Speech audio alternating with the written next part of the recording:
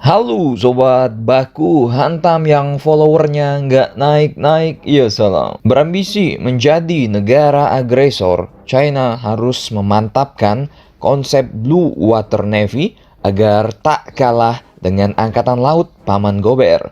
Memiliki kapal induk adalah syarat mutlak bagi China untuk menyaingi armada US Navy di lautan yang terkenal keras, besar, dan tahan lama. Namun ambisi itu tak semudah membalikan telapak kaki. Perlu waktu, uang, dan sumber daya manusia yang mahal untuk China bisa menyaingi hegemoni Amerika di lautan. Salah satunya ketika China sedang berusaha untuk memiliki sebuah kapal induk yang nantinya bisa menjadi markas tengah laut. Namun para insinyur negara tirai bambu ini bingung bukan kepalang karena mereka belum bisa membuat kapal induk untuk People Liberation Army Navy yang disingkat PLAN alias Angkatan Laut China.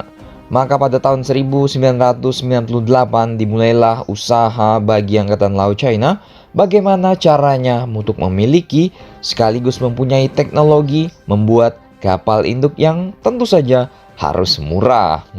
Banyak jalan menuju Roma, tuntutlah ilmu hingga ke negeri China.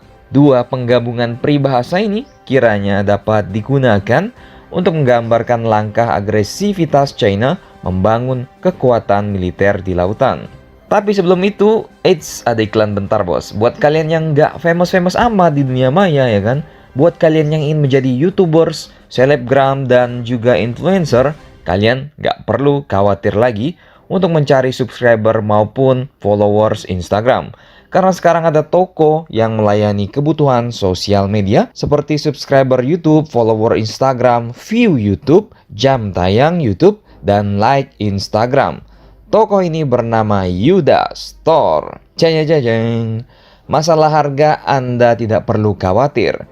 Karena di Yuda Store harganya sangat merakyat dan juga kualitasnya tidak seperti kaleng-kaleng kongguan. Ya salam.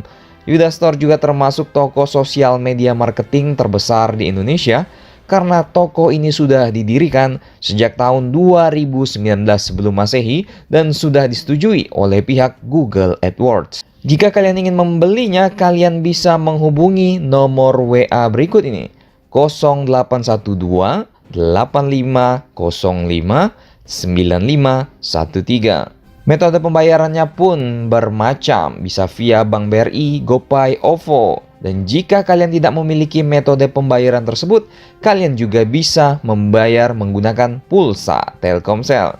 Yuda Store, toko SMM sosial media marketing terpercaya, termurah, dan teraman. Indonesia negaraku, Yuda Store, toko sosmedku, ya salam. Admin harus nerima iklan bos, biar bisa giveaway pas 1 juta subscriber. Admin kan nggak kaya-kaya amat. Nah setelah iklan kita lanjut lagi beritanya. Dan waktu itu Angkatan Laut China pun gerasa-gerusuk kesana sini dan kemudian mengetahui jika pada tahun 1992 Uni Soviet melalui galangan kapal mereka di Nikolaev South Shipyard membuat sebuah kapal induk yang dinamai dengan Varyak. Namun program Varyak ini dihentikan karena kekurangan dana serta bubarnya Uni Soviet. Wah, ternyata kapal induk China ini asalnya dari Soviet bos, yang pastinya bukan baja yang kaleng-kaleng kongguan, tapi stalinium. Nah kemudian otoritas dan kepengurusan selanjutnya Varyak ini diberikan kepada Ukraina. Padahal saat itu Varyak sudah 70% selesai pengerjaannya, tapi karena programnya dihentikan, maka kapal induk ini tak ubahnya hanya besi rongsokan terapung yang dimakan karat tanpa ada yang punya, seperti hati kalian. Maaf. Mulut Anda kotor! Ukraina lantas berusaha menjual Varyak, tapi siapapun yang akan membeli tidak boleh menggunakan kapal ini untuk operasional dan digunakan secara militer. Mengetahui adanya kapal induk baru yang terbengkalai, maka China mulai gencar untuk memboyong Varyak ke China. Nah, semuanya menjadi dilema lantaran pihak Ukraina ini tidak mau menjual Varyak ke China karena ambisi negara itu untuk memiliki kapal induk dengan tujuan militer. Nah, China pun melancarkan tipu-tipu muslihat demi mendapatkan kapal induk ini. Seorang mantan tentara bernama Su Jianping yang menjadi pengusaha tajir di Hong Kong ditunjuk untuk mengkadali para petinggi militer Ukraina agar bisa menjual Varyak kepadanya, bukan kepada pemerintah China. Su pun lantas membuat sebuah perusahaan fiktif yang berbasis di Makau bernama Agencia Turistica e Diversos Chonglot.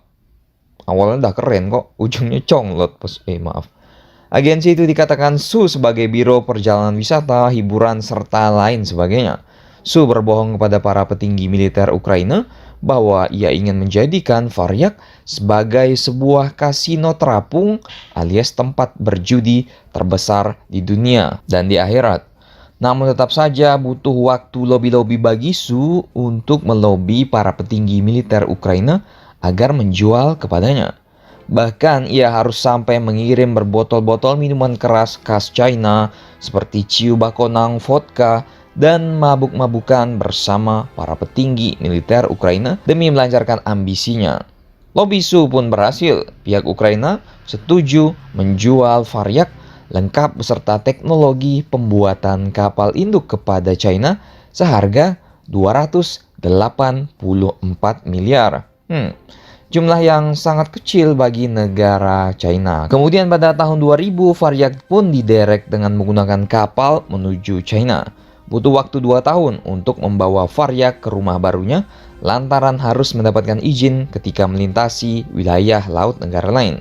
Dan pada 3 Maret 2002, kapal ini pun sampai ke galangan kapal Dalian di China. Mulai saat itu diopreklah Varyak untuk mengembalikan fungsi sejatinya sebagai monster laut, sang kapal induk tempur.